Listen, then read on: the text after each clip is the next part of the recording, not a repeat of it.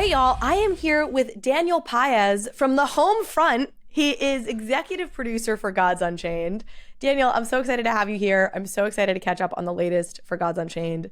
Thank you for joining us at Between Two Layers. Thanks for having me, Carly. Very excited to be here and talk about our game because we've had lots of exciting launches very, very recently. And you're in the Immutable studio, which hilariously, you are not the first person I've interviewed from the Immutable studio for whom the lights just seem to be a lost cause. So you are not just like sitting in a basement gaming all day. You are, in fact, it says Immutable behind you. You're cast in shadow because the studio needs an upgrade. That's right. As much as I would love to be in a basement gaming all day, no, I'm actually Yes. on the 17th floor of a building in downtown Sydney, and it's a beautiful view, and I'm in a very dark studio room. Yes. As happens. All right. Well, let's start here. I mean, I feel silly even having to ask this because I imagine the majority of our audience is familiar with Gods Unchained. If they're Immutable fans as they are, but just give us the high level on Gods Unchained to level set us in case there is anybody out there who's not as familiar with it. God, yeah, absolutely. So Gods Unchained essentially was the birth of Immutable. It did start around, hey, I would love to have a competitive card game where players can actually trade their cards. And that was like the birth of Immutable. And they started with Gods Unchained. And it's one of the few blockchain games that are still around, actually. And we have a very active player base, very dedicated fans, where we've gone through lots and lots of different like moments throughout the history of the game. And where we are right now, essentially, is we are one of the only competitive card games where players can actually trade their cards, and this adds a whole new dilemma and a new like interactions and challenges for users, and it really kind of represents or reflects your traditional card games like Magic the Gathering. And for anyone who hasn't played yet, essentially you have 6 different domains or gods in the game. They each have their own sets of cards. You put together your cards into a deck, and you go into one-on-one competitions. So if anyone's ever played like Hearthstone or Magic the Gathering or like Yu-Gi-Oh! Or all these other digital card games, you'll feel very much at home with the mechanics of the game, how they play out. And then we add certain twists with them. So if you're someone who really likes to try to outsmart your opponents, really likes this idea of experimenting with right now almost 1,900 different cards as you put together, your deck to go to essentially try to climb the ranks, Gods Unchained is a really, really fun opportunity to do that. Yeah, and you referenced, I mean, this is such an OG. They started building Gods Unchained in 2017? I believe it started in 2017, yeah, but we've been live for probably almost 4 years now. I know it's been more than 3, yeah. It's a long time. I'm curious, if you have a perspective on this. I don't know when you got involved, if you've been involved since the very earliest days, but how the community has evolved and how you would describe the Gods Unchained community right now. It's such a central piece of what you guys do, and could be interesting to kind of track almost as a like a Rorschach test for like the evolution of Web3 gaming over the last 4 years. No, that's a great way to put it. Now, I've joined Immutable just over a year ago. So I've been essentially running Gods Unchained for about a year. And just even that year, those dramatic changes, if we look at the industry as a whole, as well as the game and the community, it has changed dramatically. But as I talk with, like, for example, Clay, who's the game director, I was here in much earlier days. The change in the community, both who comes in, who comes out, as well as the change in those who've stayed over time, has matured a lot with the crypto and blockchain industry. Very much going through like the highs of crazy bull markets, and all of a sudden lots of people coming in and just trying to buy what they can without understanding like what cards are good, what's the meta of the game, what's going to be changing. And it's become a lot more, I would say, like sophisticated in terms of players really thinking, okay, actually I'm looking at who's playing what cards. I think these cards are actually going to be a lot more valuable because they synergize better, like with the new expansion, things like that. As well as players very much shifting their conversation away from how can I earn the most tokens per day, right? To how do I climb the ranks? How do I become a mythic player, which is our top rank? As well as, hey, I want to get into a new type of god, new type of cards.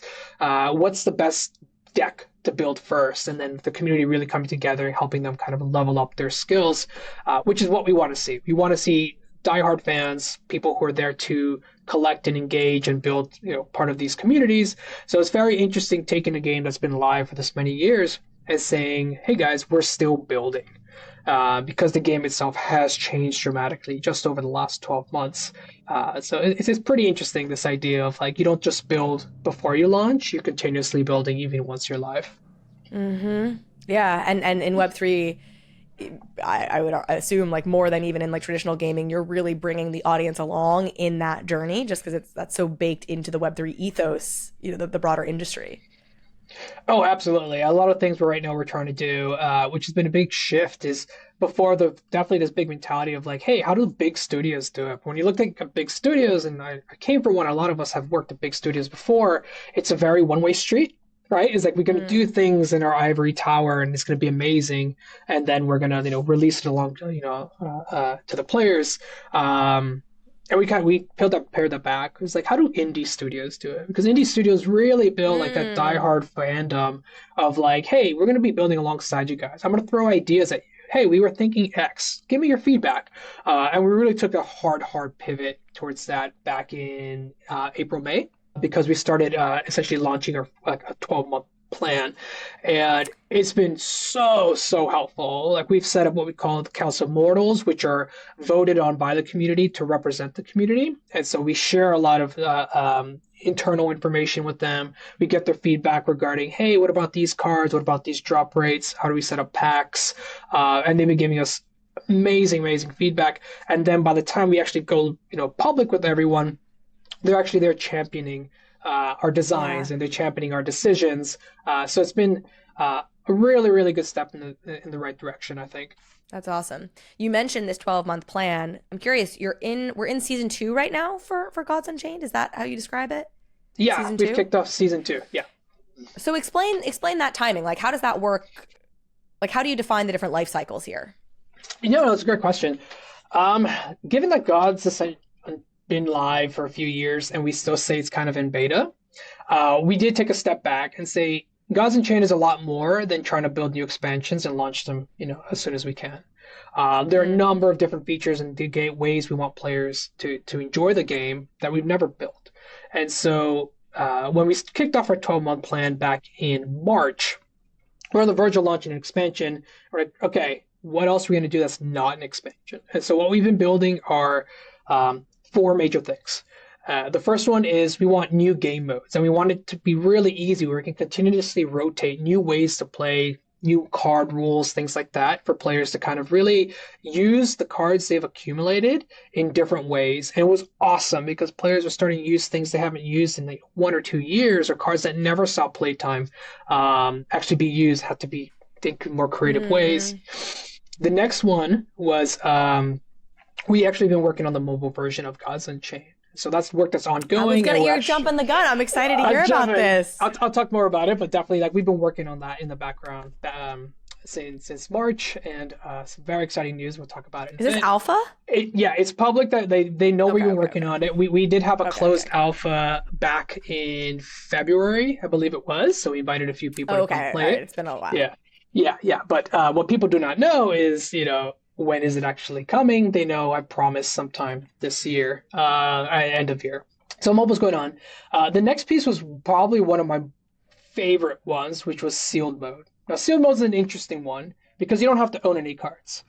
You essentially go in, you pay 15 gods, our native token, and we give you, from a pool of like over 1,000 cards, you have to pick 60 to go to battle with, right? And players fell in love with it.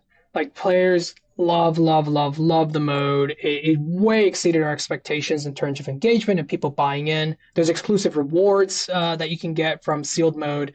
And so that was a huge step in the right direction. And we saw a big number of people coming back to the game who had left. And then the fourth pillar was what we just launched, our new expansion, which kicked off season 2. And season 2 really is about transforming the game into, like, we've established what we want the game to be. Let's stop pretending we're building towards that, and let's actually begin to build towards that and make all these changes that, it's a lot of like come to Jesus moments. You're like, okay, we have to make choices. Let's make them and start doing them. And our first set within season 2, Ties of Fate, really kicks us off in the right direction.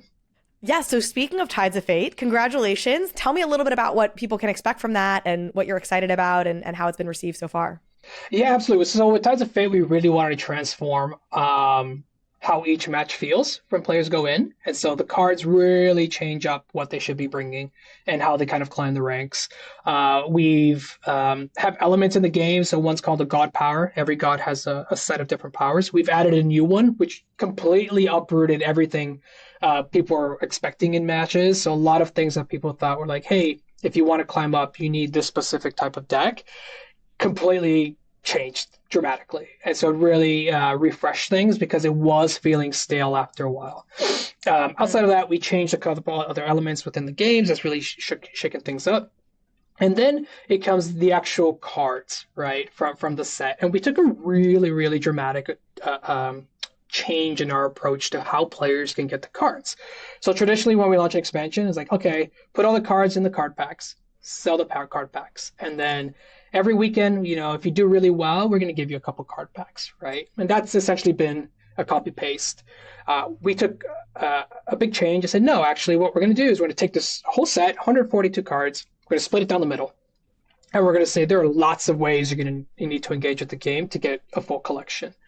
You can buy the packs, right? You can play for the packs, which are completely separate set of cards. So there's if you want the whole collection, you're gonna have to do both. You're gonna have to buy packs, and you have to play the game. Exactly. Mm-hmm. So this idea of play to own, right, with NFTs. And then we have a middle ground where we're and there's these set of legendary cards you need to craft, right? So now we're launching a crafting system next week, and this is the idea of okay, you have cards from the pack you need as ingredients, and you have cards from older sets you need as ingredients as well. And you're going to throw them into this crafting system, and it's going to craft you this legendary. And that kicked off massive flurry of trading. We need these cards because we have these recipes. They're going to be changing the recipes after 30 days. And it just created really different dynamics that shook things up. And what we see now are players are actually looking maybe I should actually play sealed mode for these cards. So I'm going to play some sealed mode now. And we can rank this coming up to get packs. I'm going to really change up my deck and try to really score high on weekend rank. And then I'm going to buy some packs as well. And what we've seen as a reception from the players has been immensely positive, from the quality of the cards to how we're actually distributing the cards. And we've seen this reflect on the market for the cards themselves. Cards are not plummeting in price, they're actually holding really, really healthy prices. And it's been great. It's been a really, really good move in the right direction. Y'all have also been integrating Passport. Speaking of the home office, with the tech right there that your colleagues are building over at Immutable. How is that going? I would really love to hear your perspective, your takeaways on what Passport brings to the table or doesn't, but I'm assuming you feel like it brings something tremendous to the table since you started integrating that. Yeah, absolutely. I think a Passport is an evolution of an obvious answer that we kind of solved with Gods Unchained early on. It's you don't need a wallet. You create an account like any other game, and you can jump in and you can start playing, right? And Passport's you know what? We need to build this capability for all these games and go beyond, right? The basics. And so we are in the midst of integrating Passport to Gods Unchained now. So by the time this airs, it will be live. And what's super, super cool about that is even though you can come in and start playing Gods Unchained and getting some non-NFT cards, now with Passport integrating, you can come in the exact same flow, actually probably even better than it currently exists, and begin actually getting these cards that are tradable. And so with Passport, soon to be fully integrated into Gods Unchained, it's very much kind of a testament of this product that Immutable has been building has reached a really good level of quality that we're going to put into our game. And we're really excited to actually see how that impacts that new player coming in, especially since we've seen a lot of non-crypto native players come in, and see how that journey flows now. Yeah, from I came in and created an account and started playing to I've started winning these cards, and actually I want to build this deck. I'm going to go buy this card from another player and start putting this together. And we expect that to improve by massive factor. Awesome. I know y'all have some other exciting news coming up. I hear there's an announcement around Amazon Prime Games. I'm reading that to make sure I have it right. Can you tell us a little bit more about this? Yeah, absolutely. So We've been working on this for a little while now, and Amazon's been great. Actually, it's been one of the non-native blockchain partners that's been most helpful, to be Oh, honest. wow. And yeah, And they we've have been the really recent happy. AWS partnership Immutable has. So it feels like, the partnerships are across the board. Yeah, yeah, absolutely. I think I don't have complaints, honestly. I think the only complaint I have is like I wish we started doing this a little bit sooner. But Mm. yes, we do have the Prime Gaming partnership coming up, and the whole idea with this is really to introduce a whole new swath of potential players to Gods Unchained with an enticing kind of like offering to say, hey, yeah, come in through Prime Gaming, and you can get these cards to start out with to really help you, set you up to enjoy the game. And we're hoping it's just the beginning because we really want to start moving to like closer partnerships regarding things like Twitch drops, right? Which are great, very great mechanic for games, as well as future Prime Gaming partnerships. So I think this is more of just the start, and that should be going live very, very soon. Probably this episode will go live before after it's gone live. So it'll probably, if you're listening to this now, it is probably already live, which is Yes. very Yeah. exciting. Hmm. Last few questions here. So I've spoken with Justin before about Gods Unchained, your studio head of studio at Immutable. Is that, I think that's Justin's title. Yeah. And I would highly recommend folks go check out that episode because he's an absolute delight. And I remember him talking about, um, I believe this was with Gods Unchained. In particular, you guys were trying to pull a certain card out of circulation. And so he kind of built it in as part of the lore, and folks could go and burn that card. And it struck me as a really interesting example of what the blockchain provides that you don't have in the same way with a physical trading card game. And I'm always looking for those reasons that like the blockchain really adds something new and distinct to our lives, and isn't just, as I think its critics would call it, like a solution in search of a problem. Would love to hear your thoughts on that, either expanding on or giving more context into that example if it rings a bell for you, or just like what you think the blockchain really brings to the table for something like Gods Unchained in particular. Yeah, absolutely. Now, try not to geek out too much about this. My background is more economics, and I also run the game economy and revenue team. So I try not to go too crazy here. So like What I an think- hour later, you like come up for air, and we're like, what just happened? Exactly, right. I've been talking for 45 minutes about this. It's my favorite. No, absolutely, and it's a pretty rabbit hole of a question and what the blockchain brings for gamers. What we Let's see. just talk about with Gods Unchained, like interesting start ways with you feel Gods like you can Unchained, integrate yeah. it with Gods Unchained. Absolutely. So I think what the blockchain brings is this ability to trade with other users and have partners building around that trading ecosystem of content is extremely unique, even in traditional gaming. And even if we look at traditional games like CSGO that has trading, or other games that have content creator love trading, like Roblox, for example, we start looking at those. We're like, actually, there's a lot more potential here than people think. And so with Gods Unchained, as we like build on the blockchain, it becomes this element of hyper efficient trading of assets that people really, really want. And it's this thing of like, it's not about flippers, it's not about speculators, it's actually about collectors. And as we look at collectors, obviously they care about the value of their collection, but it's this way to kind of build a relationship with your players that's completely transparent. And as your players, transition to collectors and they begin to value, their emotional and financial and time investment into the game, you realize they've reached a level of fandom that it's really hard to see in traditional games outside of your top like 1% of players. Now we're talking about half our player base are actually have this mentality of like, I am so bought into this game on so many different levels. Gods Unchained, like, talk to me. I want to give you my feedback. Want to tell you what I think we should do. And so when we start looking at what the blockchain ultimately brings to Gods Unchained is a level of fandom and a level of like ownership of the game that players feel that's very, very difficult to replicate in traditional games. Interesting. That's cool. That dovetails well too with some of the examples Justin was giving. So again, I recommend folks go check that out. Come back, listen to this, put all the pieces together, and we've got a really interesting story around blockchain and gaming. Okay. Last question. Is there anything we missed when it came to the mobile piece of this? So blockchain games going mobile is still quite an unknown field. We have a number of games coming out and everyone's experimenting. We've been working really, really closely with Apple in particular to make sure that as we move into mobile, there aren't dramatic changes that need to happen. We're actually in a really good spot, and we're able to give like a solid offering to users. For Gods Unchained, mobile has been essentially a project in the works for many, many years. Something that's been picked up, that's been dropped off, picked up again and dropped, and things like that as like different priorities came in. And it's sort of like, no, we're going to do this, and we're going to deliver it in Q4 this year. End of story. And so we've been building towards that with a partner. We actually have a build pretty much ready to go live with our soft launch. And as everyone knows, like soft launch is very much testing the waters. We're going to go live. It's going to be like a really good, solid core experience. You'll be able to buy some packs. You'll be able to play. And that's when the feedback of players start coming in. Like, what do I like? What do I not like? We expect all our existing active users to get it on, mobile and give us that feedback on how the mobile experience feels. And the really good goal of this, I think, is there are different types of games. Like Gods Unchained is not a casual, hyper-casual game. It's a pretty mid-core to hardcore game. But that means that people who do play it put in way more hours than someone, for example, who plays Candy Crush, right?